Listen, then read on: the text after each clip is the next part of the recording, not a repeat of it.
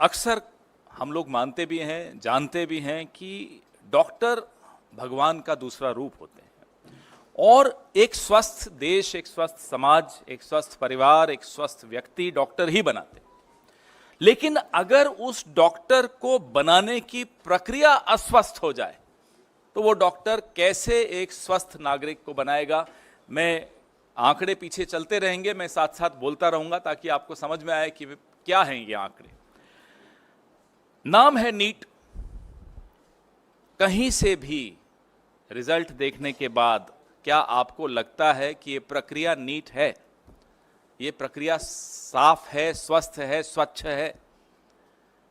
बिल्कुल नहीं लगता। अगर ये आप आंकड़े देखेंगे, 24 लाख बच्चों का भविष्य धूमिल हो रहा है, उस पर पानी फेर दिया गया है इस परीक्षा के माध्यम से। पहले क्या हुआ?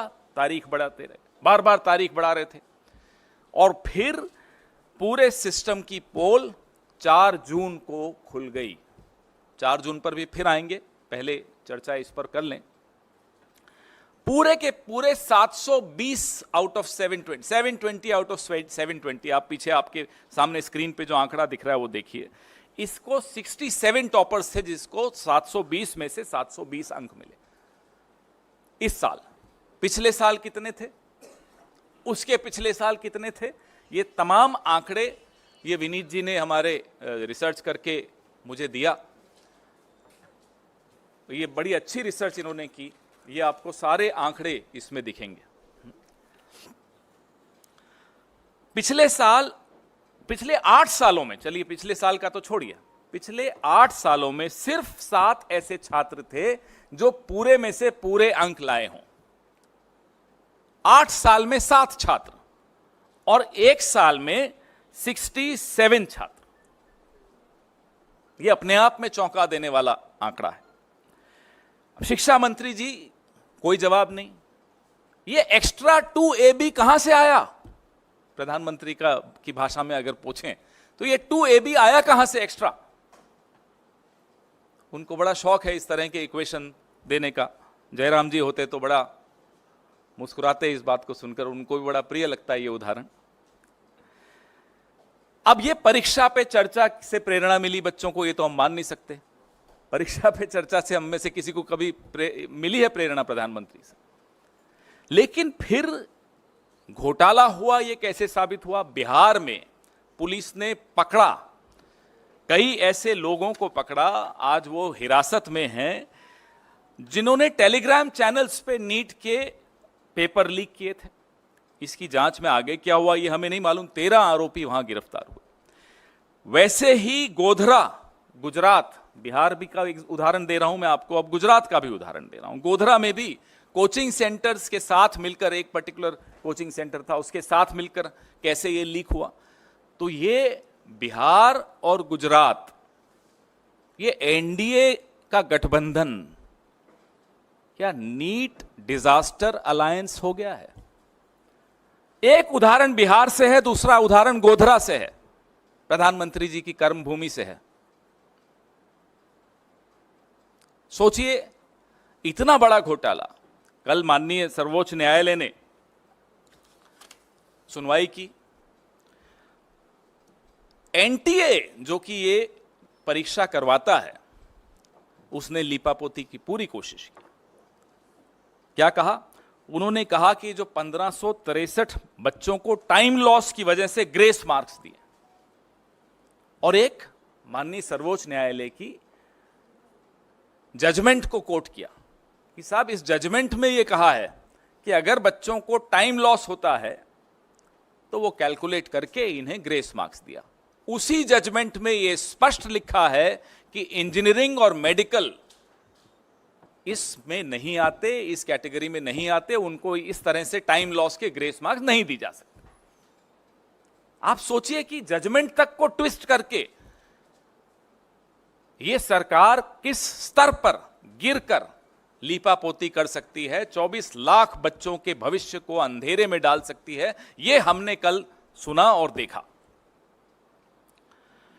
4 जून को एक परीक्षार्थी और फेल हुआ था, 400 बोला, 240 लाया और 55 ग्रेस मार्क्स लेके सरकार बना के बैठा। वो 55 ग्रेस मार्क्स ही तो हैं। ये रिजल्ट 14 जून को आना था, इसको 4 जून को क्यों किया गया?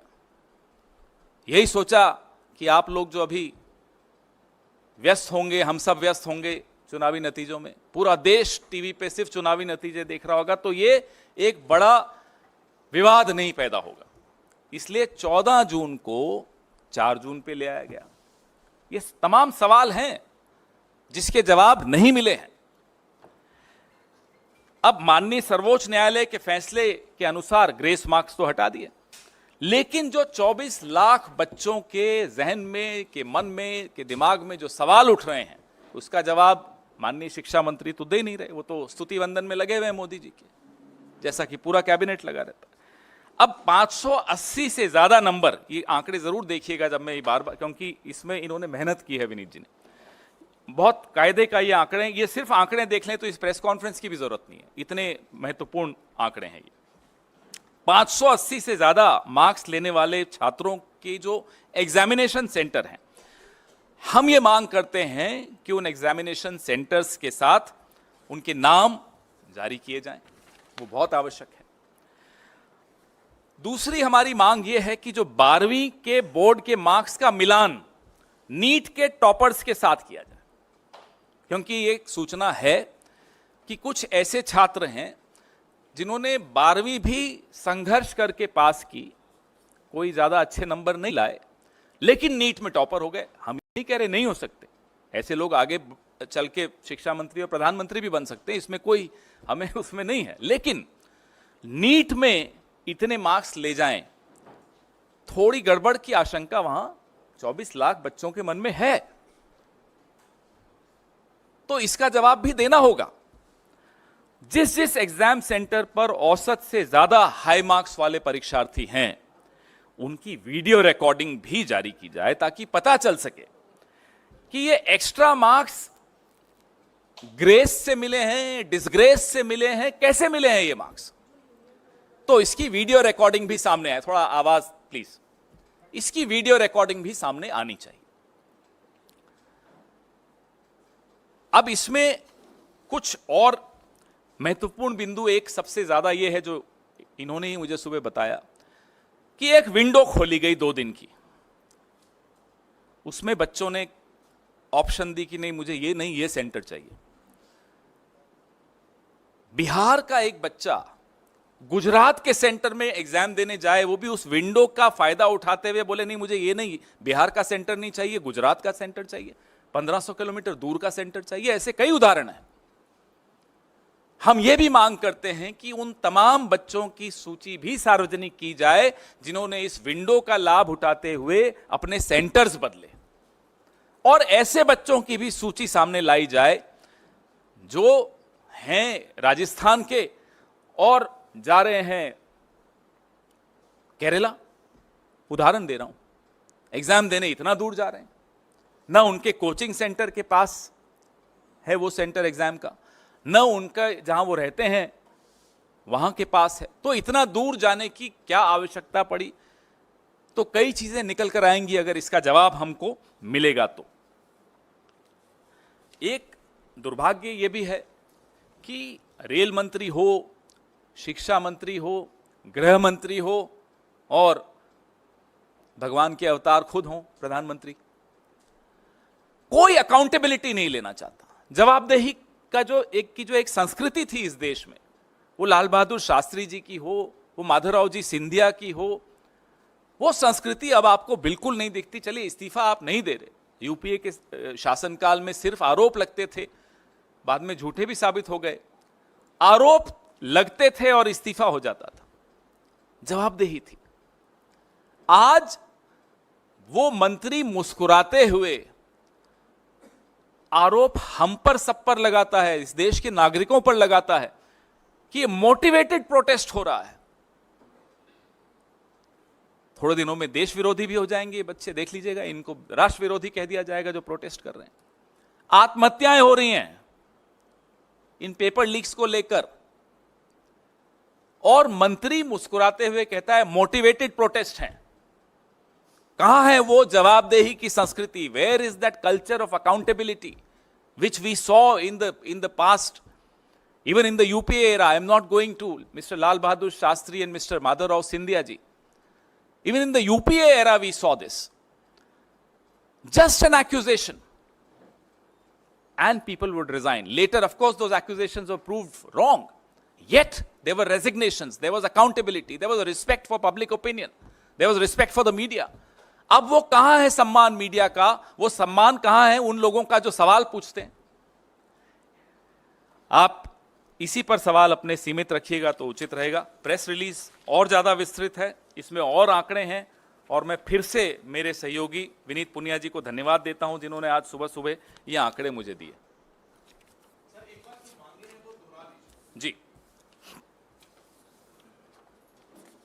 हमारी पहली मांग, जो कि हमें मालूम है बिल्कुल पूरी नहीं होगी, कि जो विश्व गुरु हैं आजकल शायद विदेश में हैं, वो अपना मुंह खोलें, इस पे कुछ बोलें।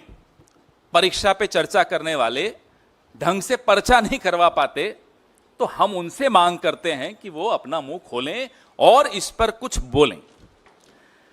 दूसरी मांग हमारी है कि जो 24 लाख उम्मीदवार 1 लाख सीटों के लिए बैठते हैं, इसमें 55,000 तो सरकारी मेडिकल कॉलेजेस की हैं। ये छात्र अब सरकारी कॉलेजों में कैसे दाखिला ले पाएंगे? इस साल 600 अंक पाने वाले उम्मीदवारों की संख्या 80,468 है। इमेजिन, आप सोचिए, कल्पना कीजिए, 1 लाख सीटें हैं, 55,000 सरकारी सीटें हैं, 600 अंक पाने वाले 80,468 हैं। सरकारी में इनकी एडमिशन कैसे होगी? इसमें SC, ST, OBC, ये तमाम जो रिजर्वेशंस हैं, इन सब का भी क्राइटेरिया है। इस पे कोई, किसी के मन में कोई स्पष्टता नहीं है। हमारी तीसरी मांग है कि अगर सरकार का दावा है कि ये पूरी तरह से पारदर्शी परीक्षा है, तो पिछले साल और इस साल जो 580 से अधिक अंक प्राप्त करने वाले छात्रों का पूरा परिणाम NTA द्वारा सार्वजनिक किया जाना चाहिए। 580 से अधिक अंक प्राप्त करने वाले छात्रों के सेंटर्स क्या थे, एग्जामिनेशन सेंटर्स, वो भी सार्वजनिक करने चाहिए, ताकि पता चले कि वो छात्र अपने गृह स्थान से या अपने कोचिंग सेंटर के स्थान से कितना दूर जाकर एग्जाम दिया, और फिर कारण भी हमें जांच करने चाहिए कि क्यों इतना दूर गया। कुछ ऐसे छात्र हैं जो 1500 किलोमीटर दूर जाकर एग्जाम दे रहे हैं, क्यों दे रहे हैं? सेंटर आपके पास में ही है तो भी आप उस सेंटर पे नहीं गए। हमारी चौथी मांग है कि जो बोर्ड के एग्जाम्स हैं, 12वीं के एग्जाम्स विशेष तौर पे, उससे नीट के जो एग्जाम्स में जो अंक बच्चों को मिले हैं उसका मिलान किया जाए। जो टॉपर्स हैं, तथाकथित टॉपर्स जो हैं, उनके अंकों का मिलान बोर्ड के एग्जाम के रिजल्ट से किया जाए। क्योंकि ऐसी रिपोर्ट्स आई हैं कि बोर्ड एग्जाम में बड़ा संघर्ष करके वो पास हो पाए, नीट में टॉप कर गए। हमें आपत्ति नहीं है, कर सकते हैं, मेहनत की होगी, ये भी मान लेते हैं एक बार, लेकिन 67 लोग 720 में से 720 लाते हैं तो सवाल उठते हैं। कुछ सेंटर्स ऐसे हैं जिसमें सबसे ज्यादा ऐसे उदाहरण मिलेंगे आपको। अब गोधरा का मैंने आपको एक एग्जाम्पल दिया, बिहार में पकड़े गए 13 लोग अभी गिरफ्तार किए गए हैं कुछ वक्त पहले। हमारी पांचवी मांग ये है कि जिन सेंटर्स, जो सेंटर्स हाई स्कोरिंग सेंटर्स हैं, उनके वीडियो भी जारी किए जाने चाहिए, ताकि इस घोटाले की पूरी पहचान हो कि जो OMR है, जो भरा गया था OMR, उसका प्रतिरूपण हुआ था या नहीं, ये सच्चाई भी सबके सामने आनी चाहिए। एक जो हमने मांग बार बार दोहराई है, फिर से दोहरा रहे हैं, कि जैसे इलेक्टोरल बॉन्ड्स थे, जब वो सार्वजनिक हुए तो सबको कई सवालों के जवाब मिले। अभी कुछ सवाल बाकी हैं हम सबके दिमाग में, लेकिन फिर भी काफी सवालों के जवाब मिले। फिर एक लिस्ट आई कि ED CBI ने कैसे रेड डाली, और वहां फिर इलेक्टोरल बॉन्ड्स के माध्यम से चंदा गया। ऐसे ही ये तमाम जो हम जानकारियां कह रहे हैं, मांग कर रहे हैं कि सार्वजनिक पटल पे रखी जाएं, ये रखनी चाहिए, ताकि लोगों के मन में 24 लाख कोई छोटा आंकड़ा नहीं होता। 24 लाख बच्चों का भविष्य इसमें जुड़ा हुआ है, देश की स्वास्थ्य व्यवस्था का भविष्य इससे जुड़ा हुआ है। अगर देश की स्वास्थ्य व्यवस्था ही स्वस्थ नहीं होगी, उसकी प्रक्रिया स्वस्थ नहीं होगी, तो हम इस देश को अच्छा स्वास्थ्य कैसे दे पाएंगे?